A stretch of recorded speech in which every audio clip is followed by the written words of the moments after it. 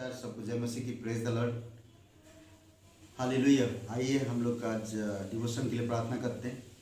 पिता परमेश्वर, हम धन्यवाद देते हैं और एक शुभ अवसर आप हमें दिए हैं।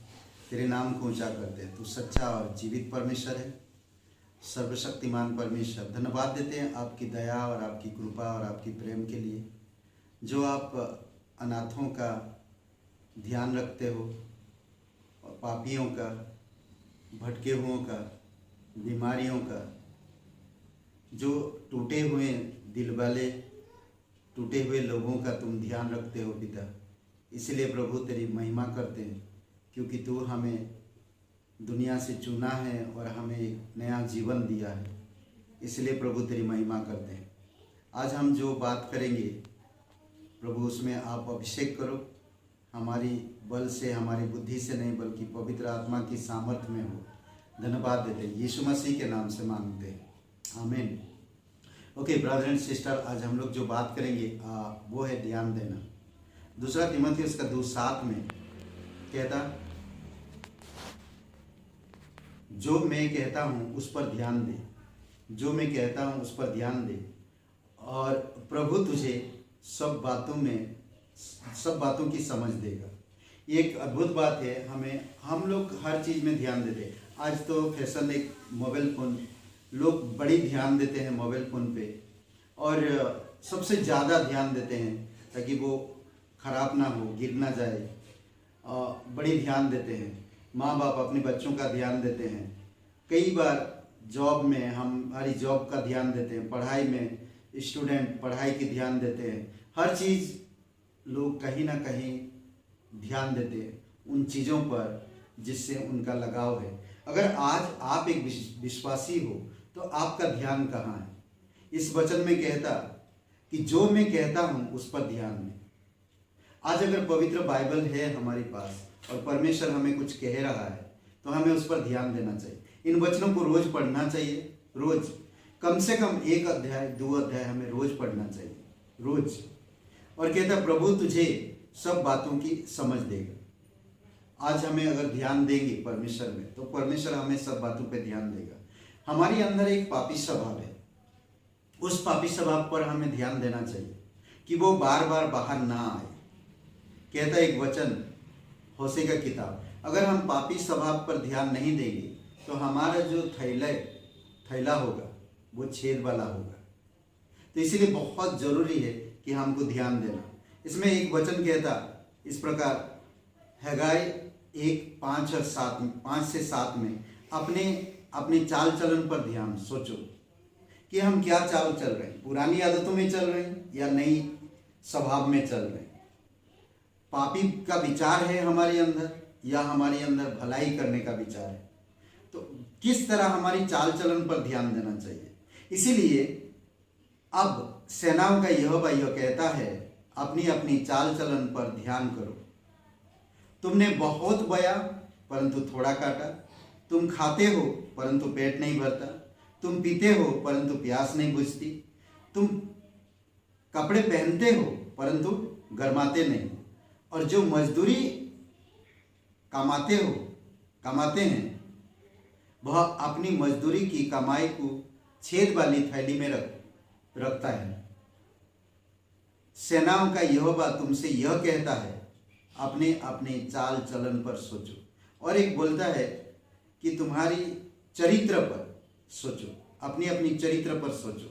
हम अपनी चरित्र पर सोचने की जरूरत है। जब हम एक इंसान अगर ऑफिस में है तो वो रात में जो कपड़ा पहना हुआ वो पहनकर ऑफिस नहीं जाएगा। ऑफिस के लिए वो अलग से तैयार होता है, और जो उसकी रात की है वो अलग से तैयार होता है। तो हर तरह से हम ध्यान देते हैं, हमारे बाल कैसे हैं, हमारी नज़र कैसे हैं, हमारी चाल चलन कैसे, हमारे विचार कैसे। अगर एक विश्वासी हो आप, तो विश्वासी का जीवन भी सोचना चाहिए कि मैं कहीं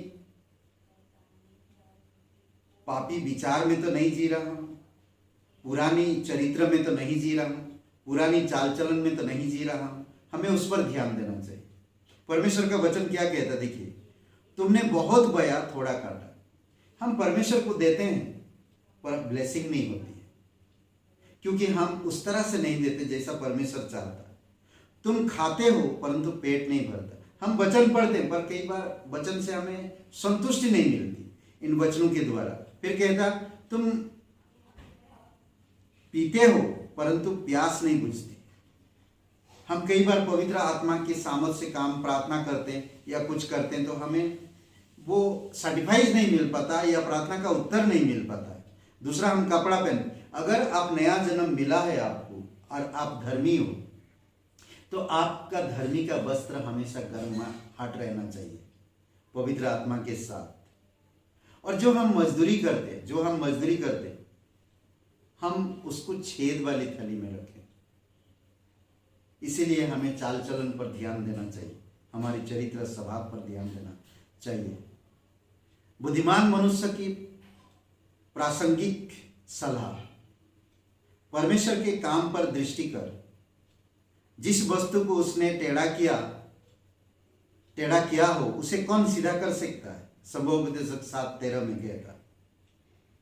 बुद्धिमान मनुष्य की सलाह को देखना चाहिए बहुत करीबी से, और बुद्धिमान पर परमेश्वर, समझ रहे, हमें परमेश्वर के कार्यों पर ध्यान देना चाहिए। बहुत सारे ऐसे कार्य है जो हम उस कार्य पर ध्यान देकर हम अपने आप को परमेश्वर में और अच्छे चरित्र में बढ़ा पाएंगे, अच्छे विचारों में बढ़ा पाएंगे, अच्छे समझ रख पाएंगे हम लोग। दूसरी बात, विद्यार्थियों की पाठ की पुस्तक बाइबल है। हर एक विद्यार्थी के लिए उनकी पाठ का पुस्तक बाइबल, उनका चरित्र कैसा होगा, उनका स्वभाव कैसे होगा, उनका चाल चलन कैसे होगा, वो किस तरह से सांसारिक चीज़ों से दूर रह पाएंगे, ये बाइबल हमें बहुत अच्छा से सिखाता है। भजन संहिता 119 अगर आप पढ़ेंगे, मैं खास करके नौजवानों को कहता हूँ, अगर भजन संहिता अच्छा से आप पढ़ते हो तो बहुत तालीम ऐसा हमें दिया जो हमें अच्छे मार्ग में चलने के लिए सलाह देता, अच्छे शब्दों में, अच्छे विचारों में, अच्छे जीवन जीने के लिए हमें बहुत सारी चीज़ें ऐसा दिया, हमें उस पर ध्यान देना चाहिए। एक वचन हम पढ़ते हैं भजन संहिता 119 और 95 में, मैं तेरी चितौनियों पर ध्यान करता रहूँगा, दुष्ट मेरा नाश करने के लिए मेरे घात में लगे हैं। हमारी विश्वासी जीवन में हमेशा दुष्ट लगा रहता है, परंतु हमें परमेश्वर की चितौनियों पर, चेतावनियों पर हमें ध्यान देना चाहिए। परमेश्वर हमें क्या कह रहा है? दुश्मन हमें तभी कब्जे में ले सकता जब हमारा विचार गलत होगा, जब हमारा चाल चलन गलत होगा, जब हम बुद्धिमानों के साथ नहीं बैठते उठते, संगति नहीं कर रहे हैं, वचन नहीं पढ़ रहे हैं, तो शैतान हमें आसानी से नाश कर सकता है। विश्वासी का स्थिर दृष्टिकोण, एक विश्वासी का एक स्थिर दृष्टिकोण होना चाहिए। इब्रानी का 12 और वचन 3 में और इब्रानी का 3 अध्याय वचन 1 में इस प्रकार कहता है, उस प्रेरितों और महायाजक यीशु मसीह पर जिसे हम अंगीकार करते हैं ध्यान करो। इसीलिए उस पर ध्यान करो जिसने अपने विरोध में पापियों का इतना विरोध सह लिया कि तुम निराश होकर साहस ना छोड़ो। यीशु मसीह परमेश्वर का पुत्र होकर भी, परमेश्वर का एक अवतार होने के बावजूद भी पापियों का इतना विरोध सहा। वही हमें इनकरेज कर रहा, तुम मुझ पर ध्यान करो, मैंने भी उनका विरोध सहा, पापियों का, बुरे लोगों का। इसीलिए आज जब हम दुख में पड़ते हैं या निंदा में पड़ते हैं या हमें कोई सता रहा या हमारी दुश्मन चारों तरफ है, तो हम यीशु मसीह पर ध्यान देना चाहिए। उसने हर एक विरोधी का सामना किया और जीत हासिल किया। उसी प्रकार हम भी जब हम दुख में पड़ते हैं, हम निराश ना होकर, हताश ना होकर, साहस ना छोड़ दे। इसीलिए हमें वचन इनकरेज करता है। हमें विश्वासी का स्थिर दृष्टिकोण यीशु मसीह है, हमें उस पर ध्यान देना चाहिए। वो हमारा महायाजक है, महायाजक, हमें उसके पास आना चाहिए। वचन 5 और एक पॉइंट से भजन संहिता 45:10 में इस प्रकार कहता, हे राजकुमारी सुन और कान लगाकर ध्यान दे, अपने लोगों और अपने पिता के घर को छोड़ दे। अगर आप एक विश्वासी हो तो त्याग जीवन बहुत इंपॉर्टेंट है। त्याग जीवन, कई बार हम अपने परिवार, अपने सगे संबंधी को नहीं त्याग पाते। जब हमारे घर में सगे संबंधी आ जाते हैं तो हम परमेश्वर की सभा को त्याग देते हैं, पर सागे समगद्दी को नहीं। उनको वो इस समय हम निर्णय नहीं ले पाते। इस प्रकार कहता है, इस प्रकार अलगाव के लिए उद्धार पाए हुए की पुकार। हमें परमेश्वर के पास आना चाहिए। हमें कोई भी बाकी चीज़ों को महत्व ना देकर प्राथमिकता परमेश्वर को देना चाहिए। हे राजकुमारी, सुन और कान लगाकर ध्यान दे। हमें परमेश्वर पर ध्यान देना चाहिए। भाइयों के उत्तेजनक कार्य, जो विश्वासी लोग जो काम करते, जो सेवकाई करते हैं, उन पर हमें ध्यान देना चाहिए। किस तरह से काम करते हैं? प्रेम भले कामों में उकसाने के लिए हम एक दूसरे की चिंता किया करें। कभी भी गलत काम में लोगों को प्रोत्साहन मत करो, कभी भी गलत मार्ग में लोगों को इनकरेज मत करो, बल्कि प्रेम में भले कामों में उनको उकसाओ, इनकरेज करो। करेक्ट। इब्रानी का 10:24 में इस प्रकार बोलता है। तो इसीलिए बहुत इंपॉर्टेंट कि आप अगर एक बिलीवार हो तो जो कमजोर लोग हैं, जो नए नए विश्वासी है, जो आप विजिट में जाते हो, तो आप लोगों को इनकरेज कैसे करो? भले काम से, प्रेम से, भले कामों से। कई बार बहुत मुश्किल होता है, बट हमें उनकी चिंता करना चाहिए। भले कामों में लोगों को उकसाना चाहिए, प्रोत्साहन करना चाहिए और हमें बढ़ाना चाहिए। मुझे मालूम है, मेरा एक दो फ्रेंड आज भी वो लोग है और मैं उनसे आज भी इंकरेजमेंट मिलता है। उनको जब याद करता हूँ, मुझे अंग्रेजी बहुत कम समझ में आता था, बट अंग्रेजी क्लास वगैरह करते थे तो मैं बैठता था तो वो लोग मुझे समझाते थे और मैं हिंदी में समझकर मुझे प्रोत्साहन करते थे। वो लोग रात में 1 घंटा इस तरह से प्रोत्साहन करते थे, ट्रेन में, कभी दोपहर के समय बहुत प्रोत्साहन करते थे और वही प्रोत्साहन आज मुझे याद आता है। और दूसरी बात हम देखते हैं, भाइयों को उत्तेजन करना कार्य के लिए, परमेश्वर की सेवकाई के लिए।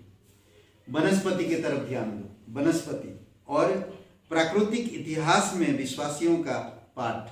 हम प्राकृतिक चीजों में कैसे पाठ कुछ सीख सकते हैं ना, हमें वनस्पति पर कैसे हम सीख सकते हैं। प्रभु यीशु मसीह कुछ उदाहरण दिया, हम उन उदाहरण को देखते हैं। सबसे पहली बात हम देखते हैं मत्ती का 6:28 में इस प्रकार कहता है, और वस्त्र के लिए क्यों चिंता करते हो, जंगली शोषणों पर ध्यान करो।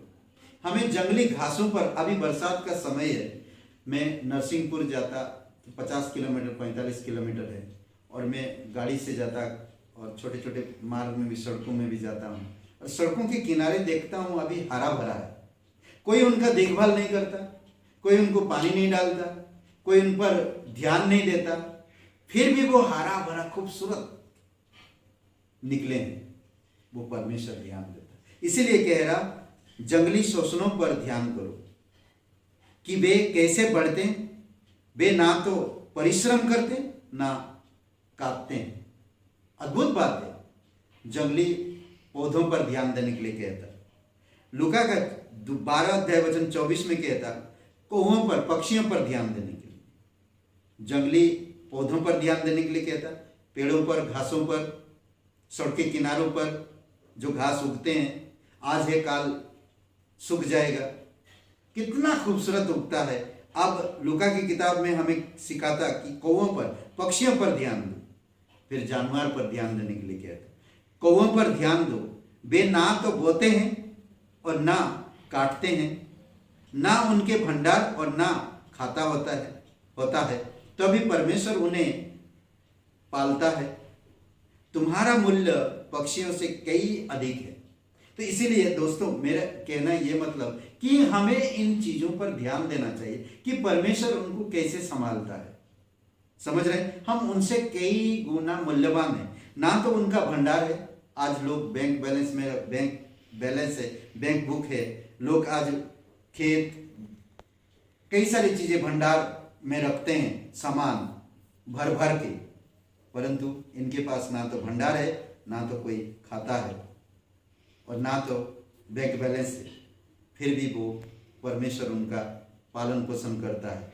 हमारा तो मूल्य उनसे कई गुना अधिक है। इसीलिए दोस्तों ध्यान दो, आपकी सोच, आपकी चरित्र, आपकी परमेश्वर में जो आपका स्थान, प्रभु यीशु मसीह पर ध्यान दो, वचनों पर ध्यान दो, गौओं पर ध्यान दो, पेड़ पौधों पर ध्यान दो कि ये कैसे परमेश्वर इन सबको पाल रहा है, कैसे परमेश्वर इस सब चीज को ध्यान दे रहा, पाल पोस करता है। इसी प्रकार हमारा जीवन को भी जब हम संपूर्ण रूप से समर्पित होते, सरेंडर कर देते हैं अपने आप को, तो परमेश्वर हमारा भी ध्यान रखता है। कई बार हम कई चीजों को सरेंडर नहीं करते, इसीलिए हमारा परमेश्वर ध्यान नहीं रखता। इसीलिए दोस्तों मेरा यही कहना आपको कि आप सरेंडर कर दो पूर्ण रूप से, प्राथमिकता दो परमेश्वर, रोज वचन पढ़ो और ध्यान दो। आमीन। आइए प्रार्थना करते हैं। पवित्र महान सर्वशक्तिमान परमेश्वर पिता, हम धन्यवाद देते हैं, सारा आदर सारा महिमा हम तुझे देते प्रभु यीशु, इस दिन के लिए, इस समय के लिए पिता। प्रत्येक भाई बहनों को अगुवाई करो, परिपक्व करो, ध्यान दे वचन पर, आपकी कार्य पर प्रभु, पुरानी स्वभाव पर, पापों पर नहीं, बल्कि अच्छे चरित्र में, प्रेम में, भले को पिता हम दिशा के लिए प्रार्थना करते हैं, उसकी शक्ति सामर्थ्य उसे और पूर्ण रूप से चंगाई दो प्रभु। आप उससे बहुत प्यार करते हैं, आप उसको छुओ और पूर्ण रूप से चंगाई दो। विश्वास के साथ प्रार्थना करते हैं, यकीन करते हैं तो हमारी प्रार्थना सुन ले। यीशु मसीह के नाम से मांगते हैं, आमीन आमीन। हे ब्रदर एंड सिस्टर, सबको जय मसीह की, प्रेज द लॉर्ड। शुभ रहे दिन आपका। लाइक करें, कमेंट करें और शेयर करें। बहुत बहुत धन्यवाद।